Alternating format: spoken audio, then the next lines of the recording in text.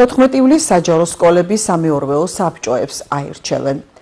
საბჭო სკოლის ერთ-ერთი მნიშვნელოვანი რგოლია, მის შემადგენლობაში შედიან მშობლები და მასწავლებლები თანაბარი რაოდენობით, ასევე საშუალო საფეხურის მოსწავლეთა თვითმმართველობის მიერ არჩეული ერთი წარმომადგენელი.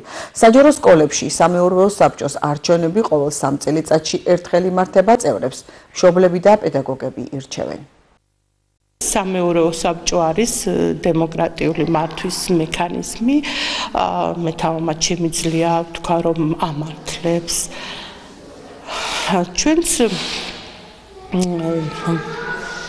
კანდიდატებმა წარმოგვიდგინეს თავიანთი სურვილის მიხედვით, ანუ ნებაყოფლობითია ეს, რა თქმა უნდა, სამეურვეო საბჭოს წევრობის კანდიდატებმა თავიანთი განცხადებები, აგრეთვე მშობლებმაც და უკვე კანდიდატები გამოვაკარით კიდევაც, როგორც 2-დან 8 ივლისის ჩათვლით უნდა ყოფილიყო თვალსაჩინო ადგილზე ინფორმაცია და შევასრულეთ.